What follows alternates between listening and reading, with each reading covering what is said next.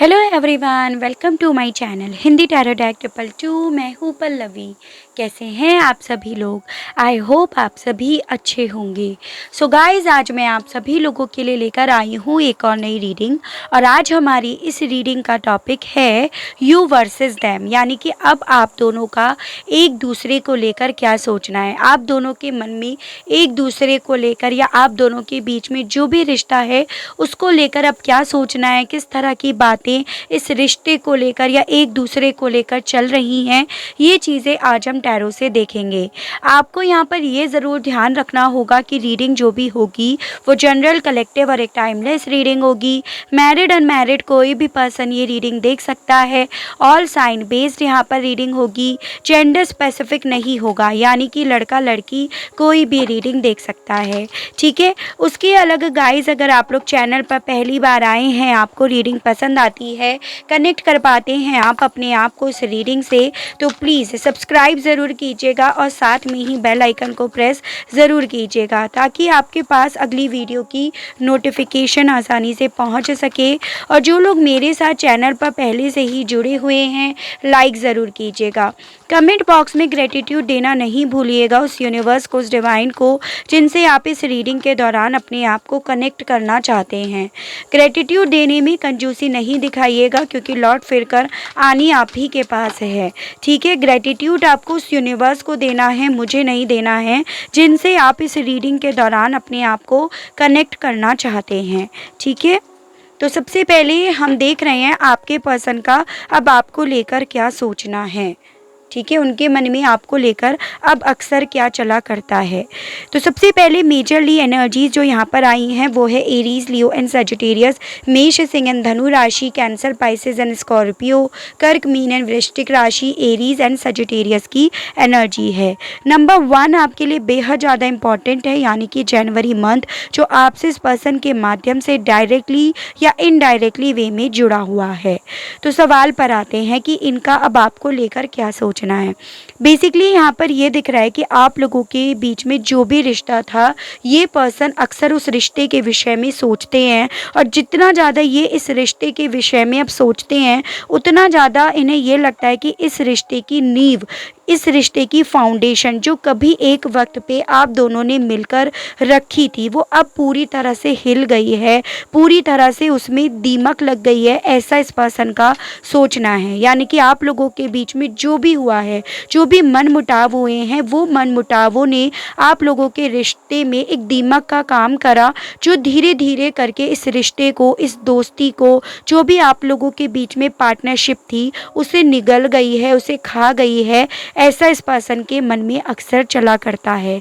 इनके मन में ये चीज़ें भी चलती हैं कि ये आपके साथ नई शुरुआत तो चाहते हैं, और कहीं ना कहीं इस नई शुरुआत की वजह से ही ये पर्सन वेट भी कर रहे हैं, लेकिन इनके मन में एक अजीब सा डर, एक अजीब सी इनसिक्योरिटी चलती रहती है कि क्या अभी भी इस रिश्ते में वेट करना, या इस रिश्ते में ये होप, ये आशा देखना कि इस रिश्ते की फिर से एक नई शुरुआत होगी, वो होगा या नहीं होगा, उस तरह की इनसिक्योरिटी इनके मन में चलती है।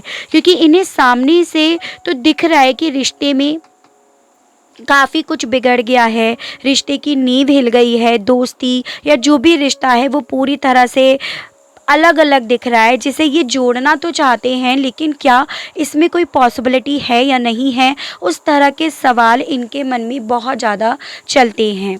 सवाल यहाँ पर ये उठता है कि भाई इस रिश्ते में दीमक का काम किसने करा है।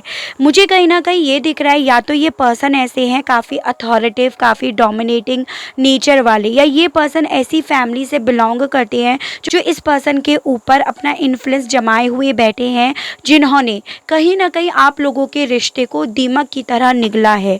तो ये पर्सन कहीं ना कहीं उनके विषय में भी सोचते हैं कि क्या ये जो दीमक है ये इससे लड़ पाएंगे। यानी कि आप जिस भी पर्सन के लिए रीडिंग देख रहे हैं, इनके मन में ये सवाल चलते हैं कि ये अपने ही परिवार वालों से, या जिनका इन्फ्लुएंस इनके ऊपर बहुत ज़्यादा है, ये उनसे नहीं लड़ पाएंगे। वो चीज़ें, वो डर, वो घबराहट इनके मन में बहुत ज़्यादा चलती है, जिस रीज़न की वजह से इनकी किस्मत, इनकी डेस्टिनी इन्हें जिस फ्लो में लेकर जा रही है, ये उस बहाव में चल रहे हैं ना चाह कर भी। तो इन्हें पता है कि रिश्ते की नींव कैसे हिली, कौन इस रिश्ते को ख़त्म करने वाला था, क्या इस रिश्ते का रिज़ल्ट निकला, फिर भी एक होप तो बनाए हुए हैं कि हाँ मेरी किस्मत बदलेगी, मेरी किस्मत में जो अभी अकेलापन खालीपन है वो एक दिन ज़रूर भरेगा। जिस रीज़न की वजह से एक वेटिंग मोड पे तो हैं, लेकिन डर, इनसिक्योरिटी, एक घबराहट इनके मन में भी चलती है इसी रिश्ते को लेकर जो भी इनका आपके साथ है। चलिए टैरो से और देखते हैं कि इनके मन में और क्या चलता रहता है आपके विषय में, आप लोगों के बीच में जो भी रिश्ता है इसके विषय में। पार्टनरशिप एंड अलाइंसेस के मामले में व्यूअर्स के पर्सन के मन में क्या चलता रहता है, यूनिवर्स गाइड कीजिए, बताइए। 6 of cups and 2 of wands. तो यहाँ पर मुझे आपके लिए नंबर 2 यानी कि फरवरी मंथ बेहद ज़्यादा इम्पॉर्टेंट दिख रहा है। देखिए इस पर्सन के साथ क्या है, इन्हें आपके साथ बीते हुए जो भी पल है ना वो पल इन्हें बेहद ज़्यादा याद आते हैं और वही पल इन्हें कहीं ना कहीं एक वेटिंग मोड पर यानी कि इन्हें आगे बढ़ने नहीं दे रहे हैं। इन्हें बढ़ने के लिए मजबूर ज़रूर करा जा रहा है, लेकिन ये पर्सन आज तक वहीं थमे हुए हैं, आज तक ही उसी क्रॉस रोड पर हैं, क्योंकि ये आपसे दूर नहीं जा पा रहे हैं। भले आपको ये नहीं दिखा रहे होंगे कि आज भी आपका इंतज़ार कर रहे हैं, आज भी वेटिंग मोड पर हैं, क्योंकि इन्हें खुद नहीं समझ में आ रहा कि इन्हें करना क्या चाहिए। क्या इन्हें बढ़ जाना चाहिए, क्या उसी बीते पलों की तरफ इन्हें बढ़ना चाहिए या आगे बढ़ना चाहिए। तो उस कन्फ्यूज़न में, उस जद्दोजहद में ये पर्सन आज भी खड़े हुए दिख रहे हैं। इनका आपके साथ जो भी रिश्ता है, चाहे आप बचपन के दोस्त हो, यार हो, या फिर आप एक परिवार हो, ऐसा आपके बच्चे भी क्यों ना हो, तो ये पर्सन उन चीज़ों को, उस दोस्ती को, उस रिलेशनशिप को, उसमें बीते हुए अच्छे पलों को बहुत ज़्यादा याद तो करते हैं और वही पल आज तक इनके कदम भी रोके हुए हैं। तो ऐसा नहीं है कि ये पर्सन आपसे मूव ऑन कर गए, ऐसा नहीं है कि ये अभी भी इंतज़ार नहीं कर रहे हैं, ऐसा ये भी नहीं है कि ये अब आपको पूरी तरह से भूल गए हैं, लेकिन ये पर्सन ना इस अथॉरिटिव पर्सन के आगे कुछ कर नहीं पा रहे हैं, इनके अगेंस्ट नहीं जा पा रहे हैं या इनसे लड़ नहीं पा रहे हैं, वो चीज़ें इनके मन में चलती हैं। ठीक है, लव बिगिंस के मामले में व्यूअर्स के पर्सन के मन में क्या चलता रहता है, यूनिवर्स गाइड कीजिए, बताइए। लव बिगिंस के मामले में व्यूअर्स के पर्सन के मन में क्या चलता रहता है। 7 of pentacles and bottom of the deck है the high priest. Again number 2 यानी कि फरवरी मंथ। तो पॉसिबिलिटी है आपको 222 नंबर दिखाई देता हो, या ये भी पॉसिबिलिटी है कि आपका इनके साथ जो रिश्ता था वो 2 साल का था, या ये भी पॉसिबिलिटी है कि 2 साल से आप लोग नो कांटेक्ट की सिचुएशन को फेस कर रहे हैं। तभी यहाँ पर आप दोनों को कहीं ना कहीं एक दूसरे के ऊपर डाउट भी रहता है कि क्या अब वो मेरा इंतज़ार कर भी रही है या कर भी रहा है, क्योंकि यहाँ पर यही चीज़ें दिख रही हैं। आपके पर्सन इंट्यूशनली चाहते हैं कि इस रिश्ते में एक नई शुरुआत हो, एक ब्रांड बिगनिंग इस रिश्ते में हो, ये चाहते हैं इंट्यूशनली। लेकिन फिर भी ये पर्सन इस एनर्जीज़ में आपको दिखते होंगे जिसमें काफ़ी इवैल्यूएट करते हैं, पास्ट के गड़े मुर्दे उखाड़ना, आगे की सोचना, यानी कि काफ़ी ज़्यादा प्लानिंग्स करते रहना, फिर भी एक वेटिंग मोड पर रहना, यानी कि इनके प्लानिंग्स का, इनके स्ट्रेटजीज़ का या इनके पीछे के गड़े मुर्दे उखाड़ने का कोई एग्ज़िट ही नहीं दिख रहा इन्हें, कोई और छोर ही नहीं दिख रहा इन्हें। ये चीज़ें यहाँ पर बहुत ज़्यादा दिख रही हैं। और जब इस पर्सन को खुद से ही वो और छोर नहीं दिख रहा इनकी कैलकुलेशन में कि कैसे ये रिश्ते को शुरू कर पाएंगे, इनके अगेंस्ट ये कैसे जा पाएंगे, तो ये पर्सन आपसे कहीं ना कहीं झूठे बोल भी बोलते होंगे कि इन्हें आपका साथ नहीं चाहिए, इन्हें आपसे आगे बढ़ना है, क्योंकि इन्हें इस कैलकुलेशन में कुछ दिख नहीं रहा। इंट्यूशनली मन में है, दिल में है आपका साथ, लेकिन बहुत सीक्रेटिवली इन्होंने अपनी फीलिंग्स को इसीलिए रख रखा है क्योंकि इन्हें इस कैलकुलेशन में अल्टीमेटली कुछ दिखाई नहीं दे रहा कि कैसे ये इस रिश्ते की नींव को स्ट्रॉन्ग कर पाएंगे या कैसे ये आपका साथ वापस से मांग पाएंगे। तो वो चीज़ें इनके मन में चला करती हैं। द वेटिंग गेम के मामले में व्यूअर्स के पर्सन के मन में क्या चलता रहता है, इनकी सोच के बारे में बताइए यूनिवर्स। द वेटिंग गेम के मामले में S of cups and bottom of the deck है 5 ऑफ सोर्ड्स। तो जेमिनी, लिब्रा, एक्वेरियस, मिथुन, तुला एंड कुंभ राशि and cancer, Pisces and Scorpio, कर्क, मीन एंड वृश्चिक राशि। तो देखिए ये पर्सन जो वेट कर रहे हैं वो इस रीज़न की वजह से कर रहे हैं क्योंकि ये आज भी आपके साथ नई शुरुआत चाहते हैं, क्योंकि ये आज भी आपसे प्यार करते हैं। लेकिन इस पर्सन के साथ ये हुआ कि ये आपके प्यार को, आपकी अहमियत को बहुत देर से समझे। तब ये इन सब चीज़ों को समझे जब तक चीज़ें पूरी तरह से ख़राब हो चुकी थी, यानी कि जब इस रिश्ते की नींव हिल चुकी थी, जब तक इस रिश्ते पर किसी और का अधिकार जम चुका था, जब तक ये रिश्ता, इस रिश्ते से रिलेटेड फैसला जब किसी और के अंडर में आ चुका था, तब ये पर्सन इन चीज़ों को रियलाइज़ कर पाए कि ये आपसे कितना प्यार करते हैं या आपकी इनकी ज़िंदगी में क्या अहमियत है। तो ये चीज़ें दिख रही हैं। पॉसिबिलिटी यहाँ पे ये भी दिखाई दे रही है कि आप लोगों के बीच में काफ़ी अनबन हो चुकी है, काफ़ी आर्ग्यूमेंट्स हो चुके हैं और कहीं ना कहीं इन आर्ग्यूमेंट्स के पीछे इस पर्सन ने आपको अपना ईगो दिखाया, अपनी फॉल्स ईगो को जिताने के लिए इन्होंने आपसे काफ़ी गलत भी बोला। वो भले ईगो जो था इनका तो फॉल्स था, लेकिन जिस पर्सन के इन्फ्लुएंस में आपके पार्टनर हैं उनका फॉल्स बहुत सॉलिड है, जिस रीज़न की वजह से आप लोगों के बीच में छोटी मोटी नोक झोंक, छोटे मोटे आर्ग्यूमेंट्स बहुत बड़े रूप में कन्वर्ट हो गए। वहाँ पर ये पर्सन तो आपको अपना झूठा ईगो दिखा रहे थे, लेकिन ये रिश्ता कब किस और बहाव में चला गया उस चीज़ का एहसास आपके पर्सन को इस वेटिंग मोड पे जाने के बाद ही फील हुआ है, महसूस हुआ है। यानी कि वही चीज़ है ना कि बहुत देर से इन्हें चीज़ें समझ में आई हैं, जब चीज़ें ख़राब हो गई, इनके हाथों से चली गई। जैसे कि आपके पर्सन एक ट्यूबलाइट हो, देर से जागे ये कि अब क्या करेंगे, अब कैसे करेंगे। तो वो यहाँ पर एनर्जीज दिख रही है, उस तरह की सोच इनकी दिख रही है।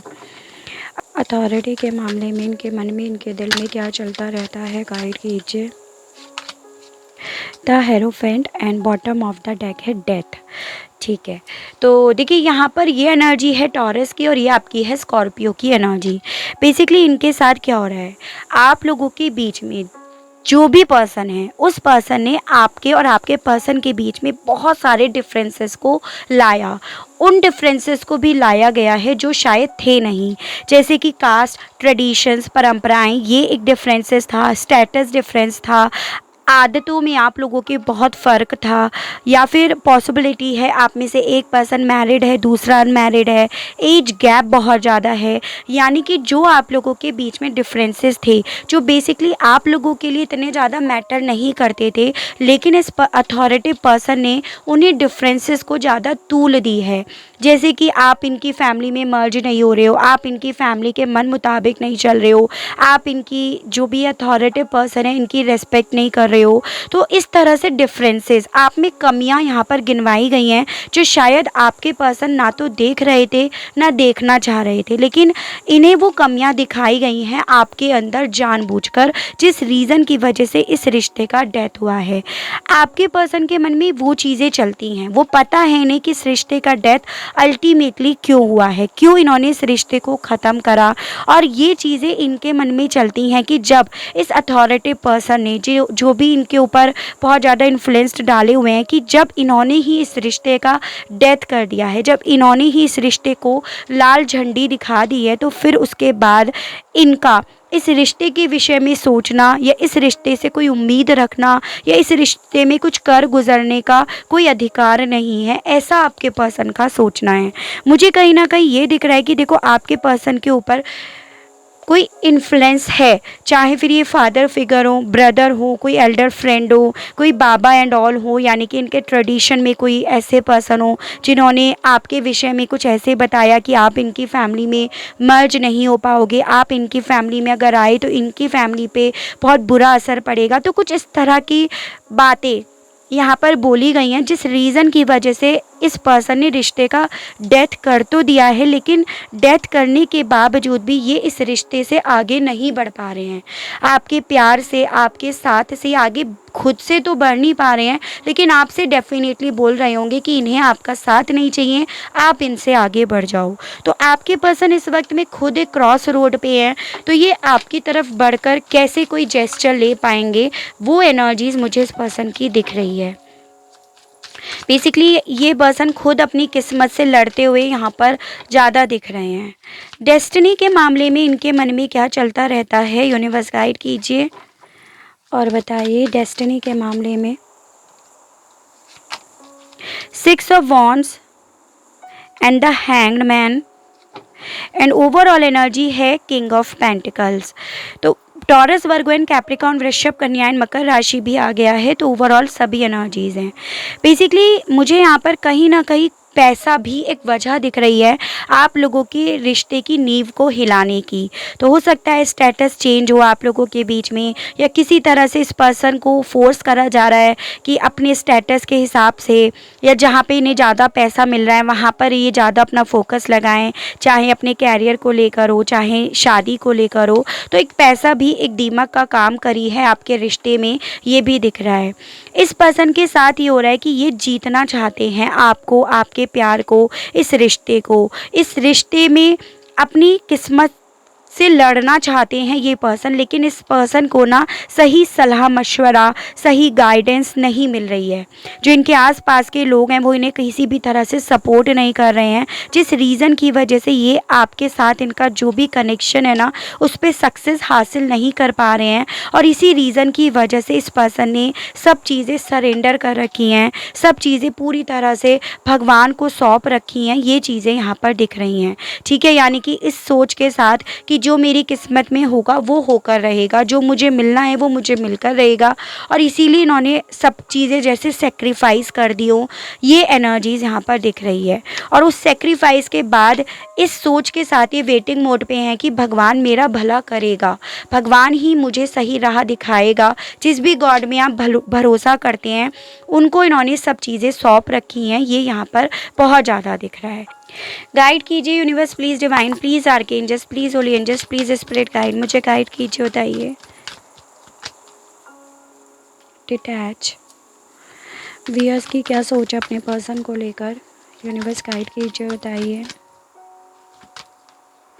वेल डिज़र्व्ड रिवॉर्ड, व्यूअर्स की क्या सोच है अपने पर्सन को लेकर, यूनिवर्स गाइड कीजिए, बताइए। सीक द ट्रूथ, लव,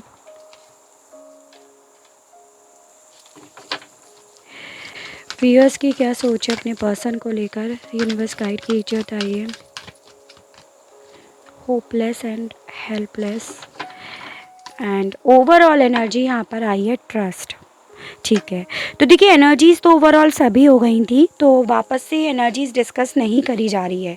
तो अब आपकी एनर्जीज़ के बारे में डिस्कस कर लेते हैं। जैसे मुझे यहाँ पर ये दिख रहा है कि जो भी आपके हालात इस वक्त में चल रहे हैं, ठीक है, उन हालातों के बावजूद भी कहीं ना कहीं आपको अपने प्यार पर, आपके साथी पर, यानी कि जिसके लिए आप ये रीडिंग देख रहे हैं उस पर अभी भी भरोसा है कि उनका और आपका साथ ज़रूर होगा। कहीं ना कहीं आप अपने एक दूसरे के साथ के रिश्ते को पहचान चुके हो कि आप एक ट्विन फ्लेम हो या सोलमेट जर्नी में हो, जिसमें कहीं ना कहीं आपके सामने दिक्कतें आनी ही हैं। तो वो चीज़ें कहीं ना कहीं आप समझ गए हो और उसी भरोसे के बेसिस पर आप भी इस पर्सन का इंतज़ार कर रहे हो। जैसे ये तो कर ही रहे हैं लेकिन इंतज़ार आप भी कर रहे हो। हालांकि आपके मन में इस तरह की इनसिक्योरिटी चलती है कि कहीं इतने समय में ये आपसे डिटैच्ड तो नहीं हो गए, कहीं इन्होंने आपका साथ पूरी तरह से छोड़ तो नहीं दिया है। वो चीज़ें आपको कहीं ना कहीं एक वक्त पे या बहुत बार हेल्पलेस और होपलेस फील करती हैं। यानी कि आप समय समय पर अपनी होप खोते हो जो आप बहुत बना कर रखे हो, और आपके साथ ये हो रहा है कि जो आप डिज़र्व करते हो वो आपको मिल नहीं रहा है, जिस रीज़न की वजह से कई बार आप हेल्पलेस भी हो जाते हो। यानी कि आप लड़ नहीं पा रहे हो अपने प्यार के लिए, या अपने प्यार से आप लड़ नहीं पा रहे हो। इसी रीज़न की वजह से आप हेल्पलेस और होपलेस तो होते हो, लेकिन फिर भी आपने अपने आप को बहुत ज़्यादा स्ट्रॉन्ग कर रखा है। आप इस पर्सन से अब कहीं ना कहीं न्याय मांगना चाहते हो, जस्टिस, बैलेंस मांगना चाह रहे हो, ठीक है। यानी कि अब आपके साथ ये हो रहा है कि आप उस फॉर्म में तो आ गए हो कि जो आप डिज़र्व करते हो आप उससे कॉम्प्रोमाइज़ नहीं करना चाहते। इसी रीज़न की वजह से आप भी एक वेटिंग मोड पर दिख रहे हो। साथ में मुझे यहाँ पर यह भी दिख रहा है कि कुछ सच्चाइयाँ अभी भी आप आपके सामने आई नहीं है, जिसे आपको ढूंढना है। पर्दे के पीछे अभी भी बहुत सारी सच्चाई आपसे छुपी हुई है जो आपके सामने अभी आई नहीं है, जिसके विषय में आपको इंट्यूशनली लगता भी है कि शायद मेरे सामने अभी कुछ ऐसे ट्रुथ हैं जो नहीं आए हैं। हो सकता है आप में से काफ़ी लोगों को ये भी ना पता हो कि ये पर्सन अभी भी आपका वेट कर रहे हैं। कुछ लोगों को ये ना पता हो कि इनके आपसे दूर जाने की वजह क्या है, जैसे कि एक अथॉरिटी पर्सन का इन्फ्लुएंस इनके ऊपर है। तो वो चीज़ें मैंने आपको बताई, क्योंकि इसके जस्ट ऊपर यही आया है कि आपको ये नहीं पता, आप में से काफ़ी लोगों को, कि इस पर्सन ने रिश्ते का डेथ क्यों करा है। और इस पर्सन ने रिश्ते का डेथ इसीलिए करा है क्योंकि इस पर्सन के ऊपर किसी अथॉरिटी पर्सन का बहुत इन्फ्लुएंस है। किसी अथॉरिटी पर्सन ने आपके और इनके बीच में बहुत सारे डिफरेंसेस को लाया है, जिसे आप ढूंढने की कोशिश भी कर रहे हो। आखिर ये आपसे दूर क्यों गए, इनके ऐसे बर्ताव की वजह क्या है, ये ऐसा क्यों ट्रीट कर रहे हैं, तो वो चीज़ें दिख रही हैं। तो आप कहीं ना कहीं उन सच्चाई को ढूंढने की कोशिश कर रहे हो और यहाँ पर वो सच्चाई दिख रही है, ठीक है। और आपको कई बार वो जब सच्चाई नहीं दिखती है, नहीं समझ में आता इस पर्सन की जाने की वजह, रूठने की वजह, या पैसा ही एक वजह है आप लोगों के बीच में दूरियों की, तो इसी रीज़न की वजह से आप कहीं ना कहीं हेल्पलेस या होपलेस भी होते हो, क्योंकि आपको लगता है कि अब क्या आप इन चीज़ों को कैसे बदल सकते हो। यानी कि अगर डिफरेंसेस हैं तो आप उन्हें कैसे बदल सकते हो, या इस पर्सन की सोच को कैसे बदल सकते हो, या ये जो भी अथॉरिटी पर्सन है इसके इन्फ्लुएंस को कैसे कम कर सकते हो। इस मामले में आप बहुत बार अपनी आशाएं भी खोते हो, तो वो चीज़ें यहाँ पर दिखी हैं। चलिए अब देख लेते हैं और क्या सोचना है आपका अपने पर्सन को लेकर। डिटैच के मामले में यूनिवर्स गाइड कीजिए, बताइए व्यूअर्स की क्या एनर्जीज है, क्या सोच है, यूनिवर्स गाइड कीजिए बताइए। The hierophant and bottom of the deck है द टावर। तो देखिए बेसिकली आपने इस पर्सन के साथ बहुत सारे सपने देखे, चाहे आप मैरिड हो या अनमैरिड हो, लेकिन आपने कहीं ना कहीं इस पर्सन के साथ वो सीढ़ियाँ चढ़ ली थी जो शायद आपको जन्नत की तरफ लेकर जा रही थी, आपको खुशियों की तरफ, एक नई डायरेक्शन की तरफ लेकर जा रही थी। लेकिन आप लोगों के बीच में जो भी चीज़ें इस वक्त में चल रही हैं वो आपके लिए एक टावर मोमेंट के बराबर है, या एक तूफ़ान आपकी लाइफ में चल रहा है। और वही तूफ़ान बार बार आपको ये कन्विंस करने के लिए फोर्स कर रहा है कि ये पर्सन आपसे डिटैच्ड हो गए हैं, ये आपसे दूर जा रहे हैं, और कहीं ना कहीं अब आपको भी ये जो भी सपने हैं उन्हें छोड़ देना चाहिए, उनके विषय में सोचना नहीं चाहिए, आपको भी इनसे डिटैच्ड हो जाना चाहिए। तो वो चीज़ें आपके मन में चला करती हैं, और फिर उसके बाद ये पर्सन आपसे ऐसे बोलते हैं तो वो चीज़ें आपको और फोर्स करती हैं और आप पर दबाव डालती हैं कि इस रिश्ते की नींव हिल चुकी है, रिश्ते में कुछ बचा नहीं है, तो अब तुम्हारे लिए यही बेहतर है कि इस स्वर्ग को, इस जन्नत को देखने की बजाय तुम इस पर्सन से डिटैच्ड हो जाओ। तो वो चीज़ें आपके मन में बहुत ज़्यादा चलती हैं, ठीक है। वेल डिज़र्व्ड एंड रिवॉर्ड के मामले में व्यूअर्स के मन में क्या चलता रहता है, यूनिवर्स गाइड कीजिए बताइए। वेल डिज़र्व्ड और रिवॉर्ड के मामले में व्यूअर्स के मन में क्या चलता है। 8 of wands and bottom of the deck है नाइट ऑफ कप्स। तो बेसिकली आपके साथ क्या हो रहा है, आपने इस पर्सन से बहुत प्यार करा है, तहे दिल से प्यार करा है आपने, और वही प्यार कहीं ना कहीं आपको भी एक वेटिंग मोड पर डाले हुए बैठे हैं। एज एन आपसे भी हो रहा है कि आप किसी और से बात भी करते हो ना, तो आपको वहाँ पर वो सेटिस्फेक्शन नहीं मिलता, या आपके मन में वो चीज़ें चलती है कि नहीं मैं ऐसे इंसान को डिज़र्व नहीं करती या करता। तो आपके साथ कुछ ऐसा हो रहा है, और इसी रीज़न की वजह से आप वेटिंग मोड पर हो। जैसे ये पर्सन एक वेटिंग मोड पर हैं, इसी तरह से आप भी कहीं ना कहीं वेट कर रहे हो कि ये पर्सन आपसे बात करें, चीज़ों को क्लियर करें, उन अनकही बातों को आपसे कहें जो अभी आपके सामने ओपन नहीं हुई हैं। यानी कि आपके मन में ये चीज़ें चलती हैं कि जो मेरे साथ हो रहा है ना, वो एक्चुअली में मैं डिज़र्व नहीं करती या करता, और मुझे उस चीज़ के लिए क्लियरिटी चाहिए, मुझे उस चीज़ पर इस पर्सन की तरफ से एक कम्युनिकेशन चाहिए जिसमें पूरी तरह से चीज़ें क्लियर हों कि मैं ना ऐसी हूँ या ऐसा हूँ जैसा मेरे लिए बोला जा रहा है। तो वो चीज़ें आपके मन में चलती हैं और वही चीज़ आपको ना आगे बढ़ने भी नहीं दे रही है। आप इसी रीज़न की वजह से इस पर्सन का कहीं ना कहीं वेट कर रहे हो, इनके कॉल का, इनके मैसेज का, इनकी साइड से क्लियरिटी का आप बहुत ज़्यादा वेट भी कर रहे हो। ठीक है, लव के मामले में व्यूअर्स की क्या एनर्जीज़ है अपने पर्सन को लेकर, यूनिवर्स गाइड कीजिए और बताइए। Night of pentacles and 5 of swords. भाई देखो, आपके बीच में लड़ाई झगड़े हुए हैं, कॉन्फ्लिक्ट आपके बीच में हुए हैं और वही कॉन्फ्लिक्ट हर वक्त आपके दिमाग में चलते रहते हैं। उन कॉन्फ्लिक्ट्स के बारे में आप हर पल सोचते रहते हो, जो आपके सर में दर्द करती रहती हैं, आपको बेचैन करती रहती हैं, आपको बहुत ज़्यादा डेप्थ में जाने के लिए मजबूर भी करती हैं। यानी कि वहाँ पर आप उन चीज़ों को ढूंढने की कोशिश करते हो कि इस इंसान ने मुझे जो कहा एक्चुअली में मैं वहाँ पर गलत थी या था ही नहीं, इस पर्सन ने क्या मुझसे प्यार करा था या नहीं था। उस तरह की चीज़ें, उस तरह की बातें आपके मन में, आपके सर में, दिमाग में अक्सर चला करती हैं और वो चीज़ें आपको बहुत बेचैन भी करती हैं और वही चीज़ें आपको बार बार इन चीज़ों का रियलाइज़ भी कराती हैं कि क्या ये पर्सन मुझसे प्यार करते भी हैं या नहीं करते हैं। ठीक है, तो यानी कि आप भरोसा तो रखे हुए हो, लेकिन वो भरोसा भी आपका अब डगमगाने लगा है जैसे जैसे वक्त गुजर रहा है इस रिश्ते में। ठीक है, या इस पर्सन की तरफ से कोई जेस्चर, कोई एक्शन नहीं आ रहा है इस रीज़न की वजह से। सीक द ट्रुथ के मामले में व्यूअर्स की क्या एनर्जीज़ है, क्या सोच अपने पर्सन को लेकर, यूनिवर्स गाइड कीजिए। 5 of cups and 7 of swords. Okay, तो देखिए मुझे क्या दिखाई दे रहा है कि बेसिकली आप लोगों के बीच में आर्ग्यूमेंट्स तो हुए हैं, लेकिन वो आर्ग्यूमेंट्स इस कदर नहीं थे कि ये पर्सन जैसे आपकी लाइफ से चले ही जाएंगे, आपको ऐसा नहीं लग रहा था एक पॉइंट पर।